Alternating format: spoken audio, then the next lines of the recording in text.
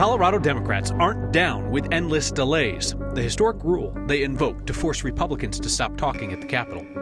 Try and get mental health evaluations for Coloradans awaiting trial. The solution could be found in the fines the state is paying for doing such a lousy job. A Denver school board leader defends the practice of putting potentially dangerous students back in class. We're not in the practice of dismissing students because they've made mistakes. What if the mistake is shooting somebody and getting charged with attempted murder? And an arts legend in Colorado dances her way to Washington for an honor from the White House. Tonight on Next. Colorado Republicans just lost one of the few powers they have left these days. The smallest GOP minority in state legislative history could still delay bills like gun control as long as Democrats were willing to let them talk and talk and talk. Republicans lost that power over the weekend when Democrats lost patience with the delays. Politics guy Marshall Zellinger looks at what that means for the future. Madam Speaker, pursuant to House Rule 14. House Rule 14, limiting debate on bills to 1 hour, dates back decades. In 1895, lawmakers could debate no more than 30 minutes each. In 1949, the limit was no more than 10 minutes. And then in 1951, there was a new provision to limit debate to no less than 1 hour if the majority agrees. Then it was Rule 18. Today, it's moved up to Rule 14. This law was about ending the exemption for civil liability for the firearm industry. Democratic State Representative Javier Mabry is the sponsor of one of the bills that saw limited debate this weekend. The bill would make it less difficult for victims of crime to sue gun manufacturers and gun dealers. Of the 50-plus amendments that we had distilled it down to 3 that they could agree with and we could agree with. Republican House Minority Leader Mike Lynch worked on those negotiations with Democrats, which required Republicans to stop talking and allow the bill to be voted on.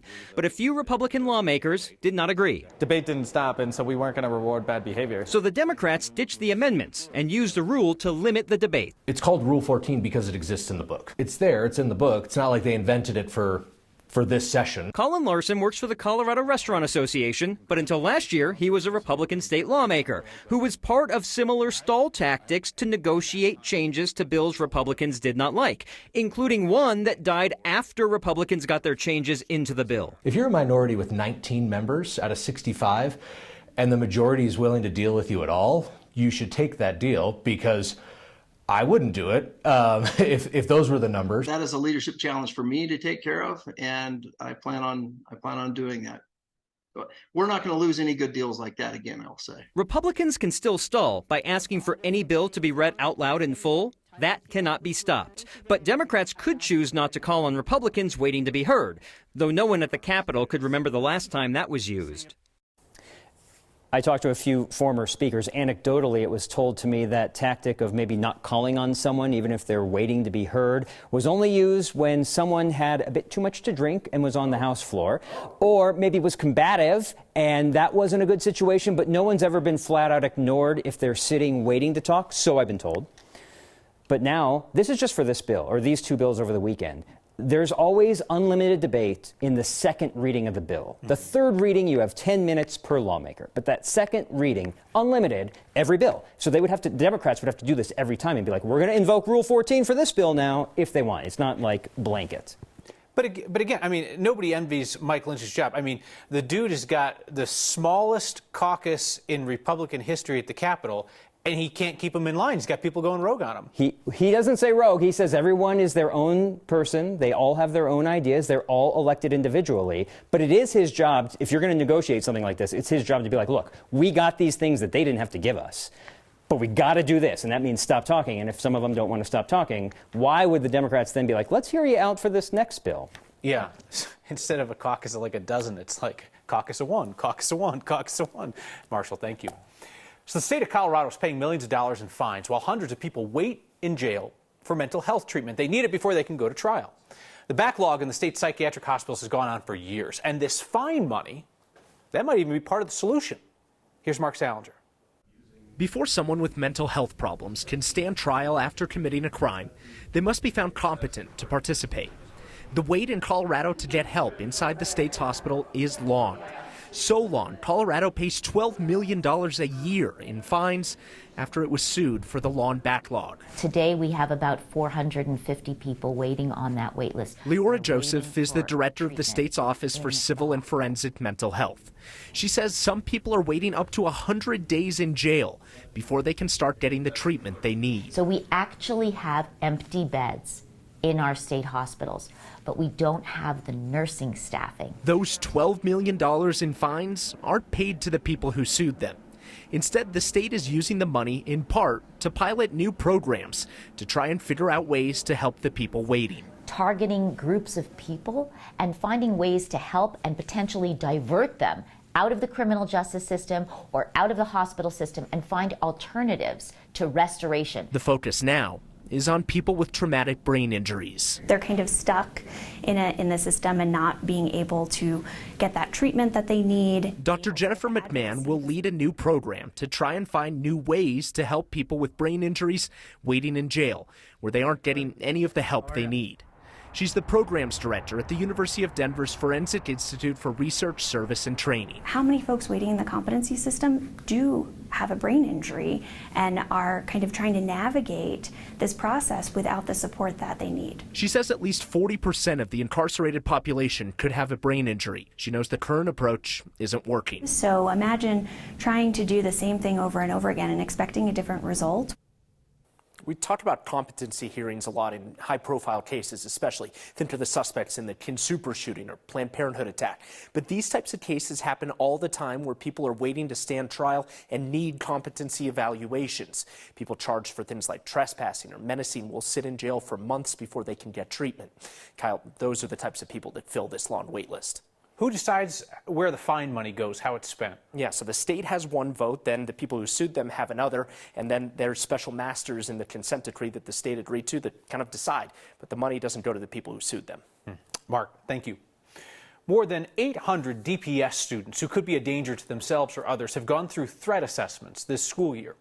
Students accused of violence as serious as attempted murder charges have been put back into regular classrooms on the order of district leaders, against the advice of police and school administrators. Some students are placed on what are called safety plans. These vary widely, but some include daily pat-downs for weapons. That's what two administrators at East High School were doing last week when they were shot by a 17-year-old who'd brought a gun to school. Administrators at McAuliffe International School, the city's largest middle school, know that procedure well. Earlier this year, Denver police recommended that a McAuliffe student charged with attempted first-degree murder and illegal discharge of a firearm should not go back to school. The district disregarded that advice from police and also denied Principal Kurt Dennis's request to have the student learn online instead. Dennis decided to speak out to 9 News at the risk of his career so that parents would know. I think it's important that people know, and I think it's important that parents know, and that I think it's important for school leaders to speak out and say this isn't okay and it needs to stop. Since that report first aired, we have heard from hundreds of DPS families and employees who have information they think the public should know.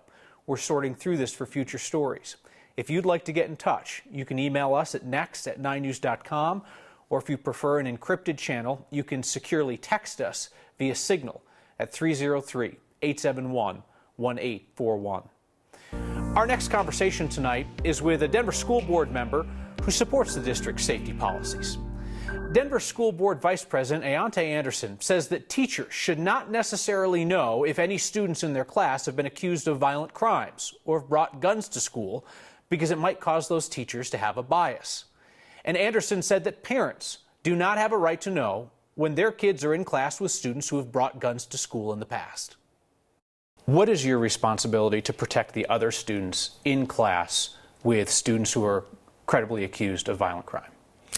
Our responsibility as a district, but more so as a school board, is to ensure that everybody has a free, fair, and public education. We're not in the practice of dismissing students because they've made mistakes. What if the mistake is shooting somebody and getting charged with attempted murder? You know, I think that's an opportunity for us as a district to ensure and make sure that we have a robust safety plan with those students and that family and those impacted. But I can't say that I believe the expulsion of a student is what we should be doing, or the denying them a free and fair public education, especially because some of these instances that we're talking about are happening outside of our jurisdiction as a school district. Like if the attempted murder happens off school grounds, then that's not DPS's call? Yeah, I know it sounds terrible, but it's not Denver Public. That's the role of the Denver Police. And so we rely on our partners with the law enforcement to help us with these issues, and then being able to create safety plans for those students. I asked Anderson if the East High shooter would have been able to return to class if he had survived, if the shooter hadn't taken his own life. Anderson said that student would not have been able to return to class because, unlike the McAuliffe case, the East shooting happened on school grounds and not somewhere else in the city. In a moment, more of my conversation with Director Anderson on why he pushed to have school resource officers removed from DPS 3 years ago, but is not opposing the move to bring them back now. Before we step away for a moment, my thanks to you for raising more than $40,000 last week for Street Fraternity, the nonprofit out on East Colfax that tries to steer young men away from guns and violence. Your weekly Word of Thanks micro-giving campaigns have raised $10.6 million so far for nonprofits across our state. We would love to reach into a community that we have not featured yet. If you know of a wonderful nonprofit in your area, don't need to make kind of elaborate recommendation. Just drop me a quick note via email, next@9news.com. Denver School Board Director Auon'tai Anderson pushed to remove police from schools 3 years ago. You described police officers as mother and said they were all corrupt. Do you still believe that police officers are mother and they're all corrupt? I'll ask Anderson why, after the shooting at East High School, he's going along with the decision to bring officers back. And a woman who has shaped the arts in Colorado gets a call from the White House. That's next. Denver School Board Vice President Auon'tai Anderson says DPS is bringing back school resource officers because Mayor Michael Hancock was threatening to do it himself through an executive order. The mayor's office says that is completely not true. And the board president tells me that hypothetical situations were what they discussed in a confidential closed session before the board voted unanimously to bring back those SROs. Just like when the board voted unanimously to get rid of them 3 years ago, at Director Anderson's suggestion. You've been one of the strongest voices against SROs in schools. Have you changed your opinion? I believe that the data supports my beliefs that we can have a positive relationship with law enforcement that's not necessarily inside of our actual school buildings. And right now we've seen through the data that's been provided by the Colorado Department of Education that on average we saw over 400 tickets a year prior to the COVID-19 pandemic being issued to black and brown children, predominantly black and brown children in the Denver public schools. And in the 2021-2022 school year, we saw only 125 tickets. So the data supports that what we were pushing for was correct. It wasn't supposed to be anti-police, and I think that got misconstrued. So in 2020 social justice protests, you described police officers as mother and said they were all corrupt. Do you still believe that police officers are mother and they're all corrupt? I think that, during the height of the George Floyd movement, we were being able to see that the practice of policing and the way that it was being contributed onto communities of color was something that was a corrupt practice. When we talk about the all and the generalization, I think that was meeting in the heat of the moment. And I've, been able to work with law enforcement since the summer of 2020 and be able to create positive relationships, and I really think that we have a remarkable chief in Ron Thomas as our current chief of police. In our full 25-minute conversation, DPS Board of Education Director Auon'tai Anderson also talked about whether he believes that students will be safer when they return from spring break. That full interview is on the Next YouTube channel and on 9news.com.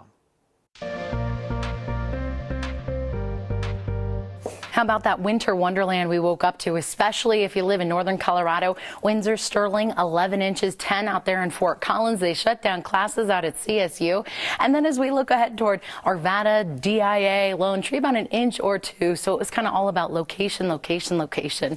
Up into the high country, still we're tracking a little light snowfall coming down. Roads not bad, and the sunshine already out. The snowfall that fell here in the metro area, long gone. We're watching the last gasp of this storm, the wraparound bands pushing in across the far northeastern plains for us tonight, and things winding down and our skies actually clearing here for the metro area. As we look ahead toward tonight, 11 p.m., mostly clear skies taking over. That means our temperatures are going to be falling quite a bit. In fact, we're down to the teens late tonight into early tomorrow before we bounce back. Tomorrow afternoon, we'll be tracking just a couple of clouds out there. Otherwise, this ridge of high pressure rolls in, and finally, we'll have a bit of a warm up. It might take a couple days. We're back to the upper 40s tomorrow, 30s and low 40s up in the mountains, but 50s Wednesday and 65 looking good Thursday before a little more snow rolls in Friday. Dance legend Cleo Parker Robinson is used to applause. This, though, was something new. You got to be kidding. A national recognition for a woman who's led Denver's art scene. Next.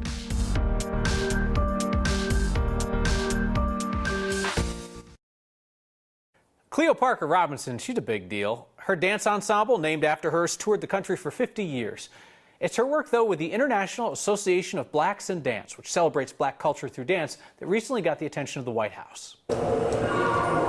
You know, we just did the largest tour that we've done since the pandemic, and we just got back in time to start working on Firebird and Aida and all the things that we're going to do with the symphony. I'm Cleo Parker Robinson, founder and artistic director of Cleo Parker Robinson Dance. And then that surprise White House was just in the middle of all of it. I'm like, what do you mean you want me to come to Washington? Our executive director, CEO of the International Association of Blacks, called like only 2 weeks ago and said, what are you doing on March 21st or whatever? She said, you'll like it, you'll really love it. And I can't tell you, that was the way that started. She couldn't tell me that it was the National Medal for the Arts. Accepting on behalf of the International Association of Blacks in Dance, Denise Saunders Thompson. The medal is extraordinary. I mean, it's given to it's the highest award that we give in our country. I know about it because when I served on the National Council for the Arts in 1999, we chose Aretha Franklin and Steven Spielberg when I was serving on that. So when I heard that we were going to receive it, I was like, you got to be kidding. Well, I cried, you know. And I think it's because sometimes you don't know that people are even recognizing what something takes and the importance of it. For my company and dancers and students, I want them to know that they can accomplish anything. So we train them every day. How can you contribute and be creative, be productive, be positive, and you'll be a shining star. Do you see her there in the picture with the boss? Yeah, that was him. The other award winners were Bruce Springsteen, Gladys Knight, fashion designer Vera Wang among the tallies. We'll be back with your feedback next. Well, who could have guessed that giving all of you my text number would cause you to blow it up constantly from the beginning to the end of the show? That's fine, though. Keep the feedback coming that way. And as always, tips regarding the DPS school safety situation are welcome as well. But my phone's just like buzzing off the desk. A note from Shirley. Variety of topics dealt with tonight on Next is why I watch. End of the show, I am better informed on all of them. I appreciate that, Shirley. That is really what we are going for each and every night. So many comments about school safety, a lot of them from parents, some from teachers, a grandparent weighing in. Rick to say, nowhere have I seen it said that a free and fair education should subject our grandchildren to an unsafe educational experience. He writes, where have we lost our way? And via text, commenting on someone's small caucus, I thought this was a family show. Hey, this is a family show. It's also a show where we cover Colorado politics, and it's just a really tiny caucus.